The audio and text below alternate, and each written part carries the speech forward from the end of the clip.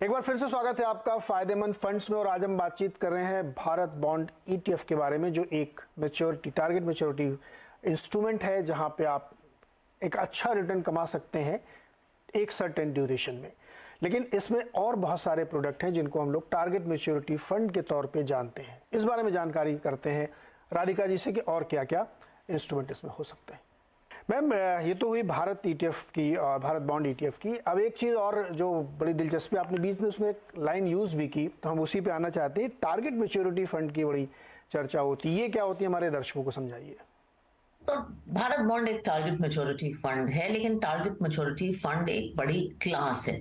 Target maturity fund का मतलब ये है कि आप एक ऐसा फंड ले रहे हैं, पैसिव फंड है जिसकी एक इंडेक्स होती है, और कुछ टारगेट मैच्योरिटी फंड निवेश करते हैं, जैसे भारत बॉन्ड करता है ट्रिपल ए पीएसयू में, कुछ सीधा जीसेक में करते हैं, कुछ स्टेट डेवलपमेंट लोन्स में करते हैं। लेकिन टारगेट मैच्योरिटी का मतलब है कि उसकी एक मैच्योरिटी होती है, एक डेट होती है, 2025, 27, 28, 29, 30, 31, जो भी है, 33, एक्सेट्रा एक्सेट्रा। और फंड मैनेजर जब आप पैसे देते हैं, बॉन्ड खरीदता है और फिर उन्हें होल्ड करता है। नॉर्मल एक्टिव जो डेट फंड है उसमें वो बॉन्ड कॉन्स्टेंटली ट्रेड करता है, उसका कुछ व्यू होता है। यहाँ फंड मैनेजर कोई व्यू नहीं लेता इंटरेस्ट रेट्स में, एक पैसिव फंड है, बॉन्ड खरीद के उन्हें होल्ड करता है। इसका निवेशकों के लिए क्या फायदा है, जैसे कि मैंने भारत बॉन्ड ईटीएफ में समझाया, अगर आप लंबे समय तक, अगर आप बॉन्ड की मैच्योरिटी तक निवेश करेंगे तो आपको कोई इंटरेस्ट रेट रिस्क नहीं रहेगी, क्योंकि एक टारगेट मैच्योरिटी फंड है। आज के दौर में ये टारगेट मैच्योरिटी फंड्स की कैटेगरी एक 1.2 लाख करोड़ की हो गई है, जिसमें से 50,000 करोड़ भारत बॉन्ड ईटीएफ है, कुछ 65,000 करोड़ एडलवाइज म्यूचुअल फंड ही मैनेज करता है इस कैटेगरी में।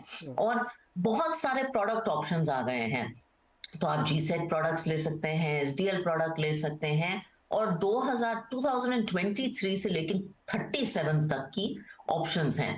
तो आज के दौर में एक निवेशक अपने गोल्स देख सकता है, डेट्स देख सकता है, और एक टारगेट मैच्योरिटी फंड ले सकता है। और जैसे कि मैंने कहा, ये एफडी से बहुत ज्यादा एक टैक्स एफिशिएंट निवेशकों के लिए ऑप्शन आ गया। एफडी में तो बहुत टैक्स वैक्स के इम्प्लीकेशंस बहुत ज़्यादा है, और आपको मैच्योरिटी पैसा मिलेगा लेकिन टैक्स तो आपको हर साल उसमें देना पड़ता है, तो वो एक ज़्यादा बेटर ऑप्शन है। और ये सारा कुछ आप एडलवाइस म्यूचुअल फंड की वेबसाइट पे देख सकते हैं। जैसा मैम ने कहा कि बहुत सारे फंड अलग अलग टारगेट मैच्योरिटी के हैं। एक सवाल और मेरे मन में आता, मान लीजिए कोई एक व्यक्ति आया और सपोज वो एक 30 की एज का है, तो उसकी हम लोग रिस्क प्रोफाइल देखते हैं, प्रोफाइलिंग करते हैं। तो ये जो टारगेट मैच्योरिटी फंड्स हैं, या भारत बॉन्ड की खासतौर पर बात करें इनमें, तो किस तरीके की प्रोफाइल के लोगों को ये ज़्यादा बेटर सूट करेगा? हो सकता है कि एज उसकी 30 हो लेकिन वो बहुत एग्रेसिव हो, या उसकी एज 30 है वो बहुत पैसिव है, वो बहुत ही शांत आदमी है, उसको ज़िंदगी में बहुत जल्दबाजी नहीं है। तो आप लोग किसको सजेस्ट करते हैं कि ये जो टारगेट मैच्योरिटी या Bharat bond specifically best suited है, या फिर किसी के पोर्टफोलियो का इतना हिस्सा तो यही होना चाहिए? ये नीरज, जब हम एफडी का जिक्र करते हैं तो हम ये नहीं कहते कि किसके लिए। एफडी तो हर आदमी के लिए है जिसको डेट रिटर्न कमाना है। मैं भी ये कहूंगी, अब ये target maturity fund is for anyone who wants to do a debt allocation. Asset allocation मेरे लिए बहुत मायने रखता है। अब किसी का एसेट एलो, और वो उम्र से रिलेटेड नहीं है। जैसे कि आपने कहा, एक 30 साल का इंसान हो सकता है जो बहुत कंजर्वेटिव है। मेरे पापा है 70 साल के, वो काफी अग्रेसिव है, वो ज्यादातर डेट नहीं रखते। तो आई थिंक ये तो एज के हिसाब से नहीं होता, लेकिन हर आदमी के एसेट एलोकेशन में डेट होनी चाहिए। और डेट का एलोकेशन मेरे हिसाब से टारगेट मैच्योरिटी फंड से अच्छी तरह कोई इंस्ट्रूमेंट नहीं कर सकता। आप क्या करिए, अपना डेट का एलोकेशन लीजिए, और 100 रुपए अगर आपके हैं लिक्विड फंड को छोड़ के, तो आप उन्हें ब्रेक करिए कि मुझे ये पैसे 3 साल में चाहिए, ये 5 में और ये 10 में। ब्रेक कर दीजिए और उतना ही उतना अलग अलग मैच्योरिटीज में डाल दीजिए। इससे आप एक टारगेट मैच्योरिटी फंड कैटेगरी से अपना पूरा डेट का एसेट एलोकेशन कंप्लीट कर सकते हैं। तो अच्छा, इसमें ये भी तो हो सकता है कि आप ये सजेस्ट करें कि भाई हाँ, थोड़ा बहुत डेट तो रखना चाहिए अपने पोर्टफोलियो में।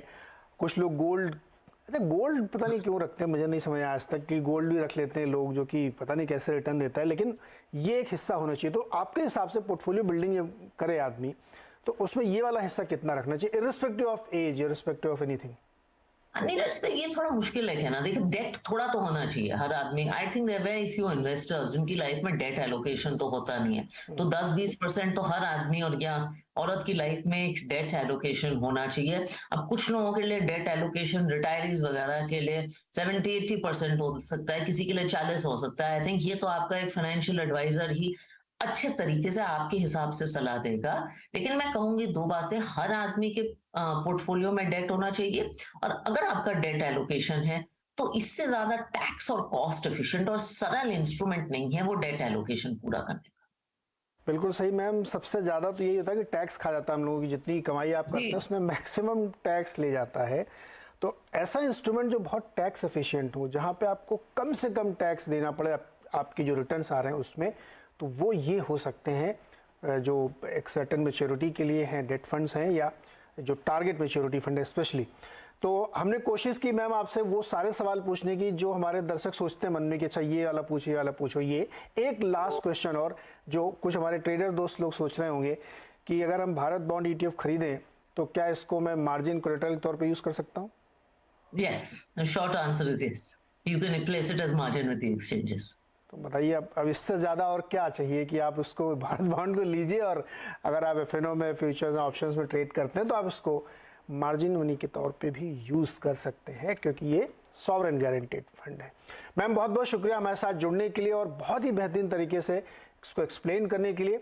याद दिला दूँ 2 से 8 दिसंबर के बीच में ये बॉन्ड खुलेगा, भारत बॉन्ड ETF, और इसमें आपके पास निवेश का मौका है।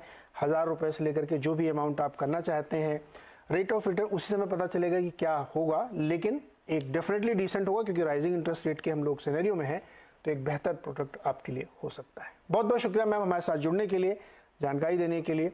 अगले हफ्ते फिर किसी एक नए फंड मैनेजर से आपकी मुलाकात कराएंगे, एक और नए फंड पे बातचीत करेंगे।